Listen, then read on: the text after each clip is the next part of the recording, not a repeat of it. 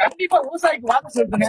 2026ல கண்டிப்பா ஒரு மாற்றம் நடக்கும். 234 தொகுதியில 117 ஆண்கள், 117 பெண்கள். ஒரு திருநங்கை வேட்பாளர் நிறுத்தி உலகத்திலேயே திருநங்கை வேட்பாளர் கொடுத்து அவருக்கு அங்கீகாரத்தை கொடுத்தது அண்ணி சீமான் மட்டும். வேற யாருமே கிடையாது. ஏன்னா 3ஆம் பாலினத்தை ஒரு அங்கீகரிச்சா சீமான் தான். அவருக்கு நம்ம வாய்ப்பு கொடுக்கணும்.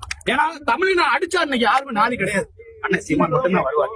தூய்மை பணியாளர் பிரச்சனையா இருக்கட்டும், ஸ்டெரில் பிரச்சனையா இருக்கட்டும், ஜல்லிக்கட்டு பிரச்சனையா இருக்கட்டும், கதிராமங்கல பிரச்சனையா இருக்கட்டும், பொள்ளாச்சி பாலியல் வழக்கா இருக்கட்டும், எல்லாத்துக்கும் கடலத்துல வந்து நின்னாரு அண்ணன் சீமான். நீ தூய்மை பணியாளர் வீட்டுல கூப்பிட்டு வந்து பாக்குற, அதான் ஒண்ணுடா. ஏன் சரியா உட்கார்ந்துட்டு இருக்கவன் தலைவர் இல்லடா, களத்துல நின்னு ரத்தம் வேறு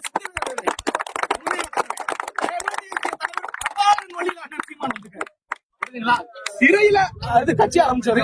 கண்டிப்பா வெற்றி பெறுவாரு. 234 தொகுதியில 2020 அண்ணன் உறுதியா ஜெயிப்பாரு.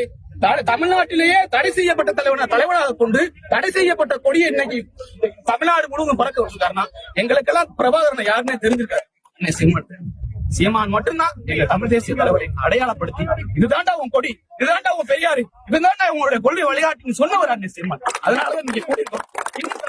உள்ள வரும்போது கோயில் மாதிரி கண்டிப்பா 234 கண்டிப்பா வெற்றி வருவோம்.